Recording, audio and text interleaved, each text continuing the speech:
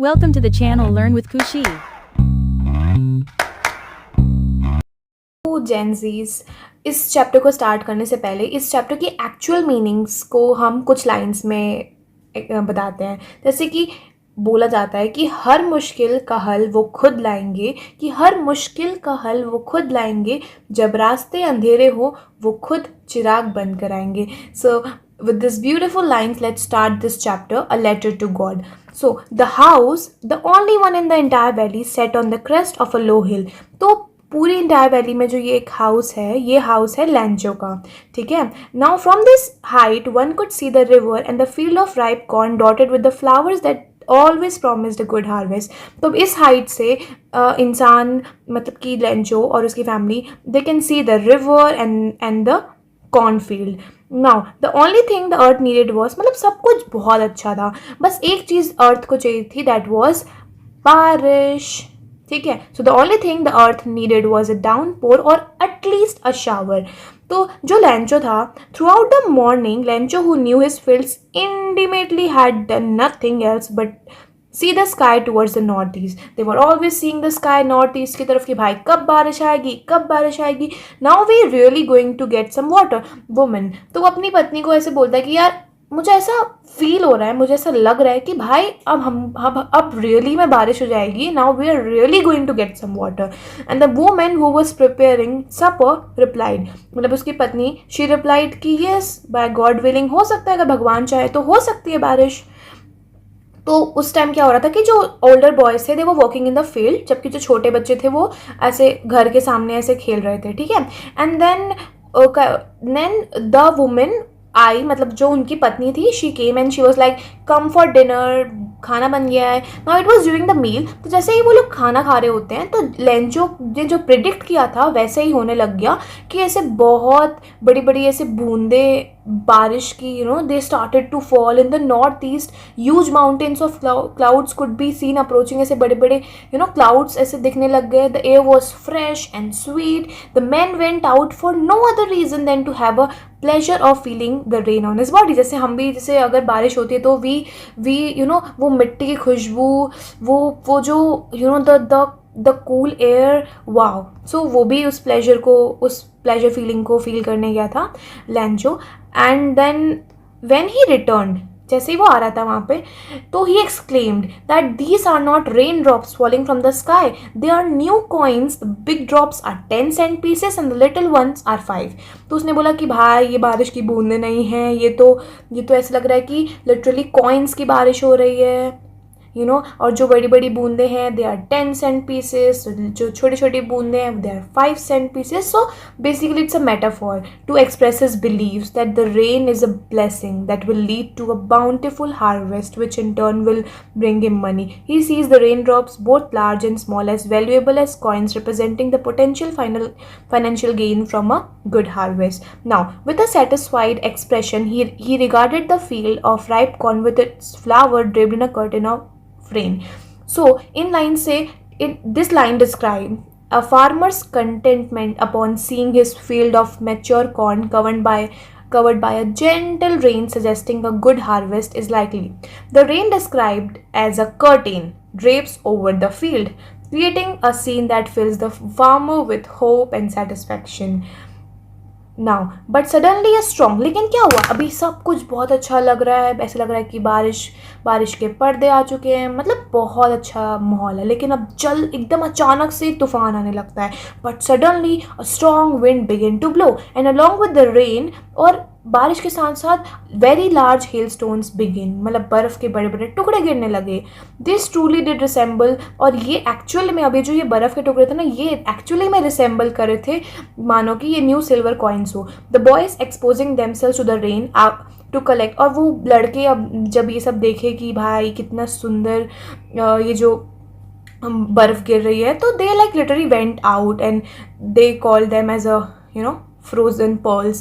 So frozen pearls, basically here it is a metaphor for the hailstones, emphasizing their round shiny appearance but also foreshadowing the damage they will cause. मतलब सुंदर और मतलब appearance में बहुत अच्छे हैं, but वो लोग क्या करेंगे हार्वेस्ट के साथ, that is foreshadowing the damage they will cause. It's really getting bad now exclaim the man. तो लैंचो सेड कि भाई अब मतलब ठीक है, ये तो मतलब बर्फ के टुकड़े गिर रहे हैं, पर now this is really getting bad. I hope कि ये जल्दी से पास हो जाए। But it did not pass quickly. For an hour the hail rained on the house, the garden, the hillside and the cornfield, on the whole valley as you can see here. And the field was white as if it was covered with salt. और field पूरी ऐसे white white हो गई थी मानो कि ये नमक से कवर हो गई हो। Not a leaf remain on an trees, कि भाई एक पत्ता भी नहीं है ट्रीज में। The corn was totally destroyed. और जो भुट्टे थे भाई वो तो टोटली डिस्ट्रॉय हो चुके थे। द फ्लावर्स पर एक भी फ्लावर तुम्हें नहीं दिखेगा प्लांट्स में। तो ये सब देख के Lencho soul was filled with sadness. वो बहुत सैड हो गया। When the storm has passed he stood in the middle of the field and said to his sons. जैसे ही तूफान हटा वो अपने बेटों को बोलता है कि यार अ plague of locust would have left more than this. बोलता है कि मतलब प्लेग ऑफ लोकस्ट क्या होता है, देखो बेसिकली ये एक इंसेक्ट होते हैं which fly in big groups and destroy crops. मतलब ऐसे बड़े बड़े झुंड में घूम के वो क्रॉप्स को डिस्ट्रॉय करते हैं। तो वो कहते हैं कि लोकस्ट जो प्लेग ऑफ लोकस्ट है वो भी इससे ज़्यादा मतलब बचा देती है हमारी फसल को, लेकिन the hell has left nothing. और इस साल हमारे पास कोई कॉर्न नहीं होने वाला है। That night was a sorrowful one, all our work for nothing. इतनी मेहनत की हमने पर क्या हुआ, कुछ भी नहीं। There is no one who can help us. अब ऐसा कोई नहीं है जो हमारी हेल्प कर सके। We will all go hungry this year. इस साल हम भूखे ही रह जाएंगे। But in the hearts of all who lived in that solitary house in the middle of valley there was a single hope, help from God. अब उस घर में सिर्फ एक ही होप रह गई थी, that is from God. Don't be upset. अब वो बोलता है कि द मैन सेड कि भाई अपसेट मत हो, even though this seems like a total loss, remember no one dies of hunger.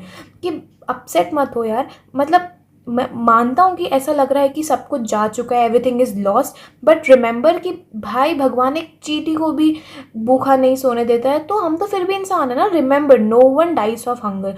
All through the night Lencho thought only of his one hope. पूरी रात भर वो सिर्फ एक, because he has only one hope, तो वो सिर्फ एक जन के बारे में सोचा, that is God. He was always like कि भाई अब भगवान ही मदद कर सकते हैं, क्योंकि whose eyes as he has been instructed see everything even what is deep in one conscience। मतलब कि इंसान की छोटी छोटी प्रॉब्लम्स, इंसान की छोटी छोटी चीज़ें भगवान देख लेते हैं। he can literally see everything, even what is deep in one conscience. Lencho was an ox of a man, walking like an animal in the fields. But Lencho, he was literally an ox of a man. वो बिल्कुल ऐसे जानवरों की तरह काम करता था, बहुत मेहनत करता था, बट स्टिल उसको लिखना आता था। The following Sunday at daybreak he began to write a letter. तो फिर उस संडे में डे ब्रेक के टाइम पे वो लेटर लिखना स्टार्ट कर देता है, और वो लेटर को जाके वो मतलब टाउन में ले जाता है और मेल कर देता है, place in the mail. It was nothing less than a letter to God, and basically it was a letter to God. तो उसने लिखा क्या था, गॉड ही रोड, उसने क्या लिखा था, if you don't help me, don't help me, my family and I will go hungry this year. I need 100 pesos in order to sow my field again and to live until the crop comes because of the hailstorm। तो उसने लिखा भगवान को कि भगवान अगर आप मेरी हेल्प नहीं करोगे तो मेरी फैमिली और मैं इस बार भूखे ही मर जाएंगे इस साल। And I need 100 pesos in order to, और वापस से मुझे फील्ड को सो करने के लिए मुझे 100 pesos चाहिए।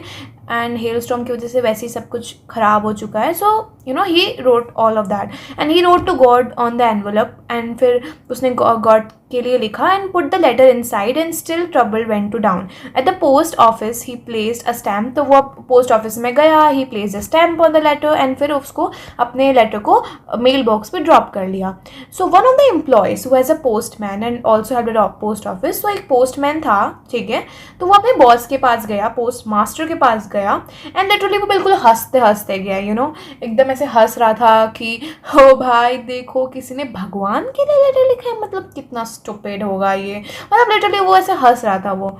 एंड तो उसने अपने करियर में ऐसा एड्रेस से ऐसा कभी कुछ देखा भी नहीं था उस पोस्टमैन ने। नाउ अब वो पोस्ट मास्टर को दे देता है letter, and the postmaster जो कि एक फैट अमेबल फेलो था, मतलब फैट तो था ही, हाँ, बॉडी शेमिंग एंड कूल, हाँ, but he was a friendly and pleasant fellow. He also broke out laughing. मतलब पहले तो वो भी बहुत हंस रहा था कि भाई भगवान को लेटर लिखा है, ठीक है, पहले तो वो भी हंस रहा था, लेकिन फिर थोड़ा सा सीरियस हो गया and like he tapped the letter on his desk and commented कि भाई साहब क्या विश्वास है भाई, मतलब क्या विश्वास है कि इसने भगवान को लेटर लिखा है. मतलब literally he became serious and he literally was like भाई क्या विश्वास है. आई विश कि ये इतना फेथ तो मेरे अंदर भी होता. हु रोट दिस, मतलब जिस मैन ने ये लेटर लिखा है उसके अंदर जितना फेथ है, काश मेरे अंदर भी उतना फेथ होता भगवान के लिए. Starting up a correspondence with God, की मतलब इस तरीके से गॉड से करस्पॉन्डेंस कर पाए, इस तरीके से गॉड से तुम बात कर पाओ. Like this shows a real faith. So in order not to shake the, तो अब राइटर का जो इतना फेथ था, लेंचो का इतना जो फेथ था गॉड में, ताकि वो थोड़ा भी इधर उधर ना हो, तो post master came with an idea कि इस लेटर का तो भाई अब आंसर देना पड़ेगा. But when he opened it was evident that to answer it if he needed something more than a goodwill of ink and paper. But he stuck to his resolution कि भाई he asked, तो उसने बोला कि यार इसका help तो करनी पड़ेगी. तो he asked for money from his employees. He himself give part, मतलब वो खुद की, तो वो सोचता है कि चलो अब इसको पैसों की ज़रूरत है, तो मैं काम करता हूँ कि मैं अपनी सैलरी का थोड़ा पार्ट दे देता हूँ. सारे एम्प्लॉयज़, सारे फ्रेंड्स जो भी मतलब इस act who would like to do the act of charity, तो मैं उन सबसे पूछ लेता हूँ और मैं पैसे कलेक्ट कर लेता हूँ. द पोस्ट मास्टर ये सब बोल रहा है. It was impossible for him. लेकिन भाई कितना भी वो ऐसे दूसरों से कलेक्ट कर ले, पर 100 pesos तो नहीं हो पा रहे थे गैदर. सो वो he was only able to gather the 70 pesos. He was able to send the farmer only little more than a half, मतलब 70 pesos. So he put the money in an envelope addressed to Lenjo and with a letter containing only a single. But वहाँ पे उसने उस letter में से God की sign कर दी कि भाई अब ये गॉड की तरफ से है ये letter. So the following Sunday Lencho came a bit earlier than usual. अब वो थोड़ा सा ना, जैसे वो आता था पोस्ट ऑफिस, तो थोड़ा पहले आया और वो पूछता है कि भाई मेरे लिए कोई लेटर है क्या. सो पोस्टमैन जो है वो उसको खुद से हाथ से ऐसे लेटर देता है, और जो पोस्ट मास्टर जिसने ये सब पैसा वैसा कलेक्ट करके जो एक्चुअल में उसने दिया है, तो वो ये सारी चीज़ें देख रहा होता है अपने ऑफिस से. Now Lencho showed not the slightest surprise on seeing the money. मतलब लेंचो पैसे देखकर बिल्कुल सरप्राइज नहीं हुआ, क्योंकि उसको विश्वास था कि भाई भगवान मुझे तो देंगे ये पैसा. मतलब he had that unshakable confidence, ठीक है. But he became angry when he counted. लेकिन जैसे ही वो पैसे काउंट करता है, मतलब वो तो बहुत था कि हाँ भाई मेरे को भगवान पैसे दे देंगे, मुझे कोई दिक्कत नहीं है, मुझे पता है भगवान मुझे पैसे दे देंगे. लेकिन जैसे ही वो काउंट करना स्टार्ट करता है, वो उससे थोड़ा सा गुस्सा आता है कि भाई 70 pesos only. God could not have made a mistake, or not could he have denied Lencho what he had requested. मतलब वो सोचता है कि भाई भगवान से गलती तो नहीं हो सकती है, मतलब भगवान से कैसे गलती हो सकती है यार. और ना ही मैंने जो मांगा है वो, मतलब मैंने जो मांगा है वो मुझे ना दे, ऐसा तो हो ही नहीं सकता है. So immediately Lencho went up to the window to ask for a paper and ink. वहीं पे जाता है, पेपर और इंक मांगता है, and then public writing table पे वो लिखना स्टार्ट कर देता है ऐसे अपनी ब्रो को wrinkle करके, caused by the effort he had to make to express his ideas. So when he finished, he went to the window to buy a stamp, which he licked and then affixed the envelope with a bow of his fist. फिर वापस से उसने अपने envelope को डाला, मतलब अपने letter को दिया. एंड द पोस्ट मास्टर, फिर जो वो पोस्ट मास्टर था जिसने ये सब पैसे वैसे कलेक्ट किए थे, so he went and open it कि भाई क्या लिखा है देखूँ. तो उसने क्या लिखा था लेंचो ने कि God of the money that I asked for only 70 pesos reached me. कि मैंने जितने पैसे, मैंने 100 pesos मांगे थे, उसमें से सिर्फ 70 pesos मेरे तक आए हैं. Send me the rest since I need it very much. मुझे बाकी भी प्लीज़ भेज दीजिए, but don't send it to me through the mail. But उन्होंने बोला, पर लेंचो ने लिखा कि मुझे ना मेल के थ्रू मत भेजो, क्योंकि जो पोस्ट ऑफिस के एम्प्लॉयज़ हैं they are a bunch of crooks. वो बहुत ही डिसऑनेस्ट, बहुत ही मतलब पैसे खा जाने वाले लोग हैं Lencho. So he said that कि भाई वो पैसे खा जाएंगे वो ये सारे लोग, तो आप मेल में मत भेजो, मुझे डायरेक्टली भेजना. ऐसे वो भगवान को ऐसे लिखता है लेटर में. So what message does this story convey? So this story teaches us कि भाई faith can move hearts and that kindness can be divine. It remind us that कि गॉड भले he can not appear in person, मतलब वो ऐसे इंसान बन के नहीं आ सकते हैं, बट वो इंसानों के थ्रू ही वो हमारी हेल्प करते हैं. The message is very clear कि compassion and belief can bring light in the darkest times. Thank you for listening till here. और अगर आपको चाहिए कि ये सारे जो बोर्ड के प्रीवियस ईयर क्वेश्चंस हैं जो कि बहुत ही इंपॉर्टेंट मोस्ट रिपीटेड क्वेश्चंस हैं, इफ़ यू वांट कि मैं इस पर वीडियो बनाऊँ explaining this answers of the questions, या फिर I can provide you PDF as well. So comment down if you want PDF or you want the whole explanation of the question and answers. Thank you. Thanks for watching.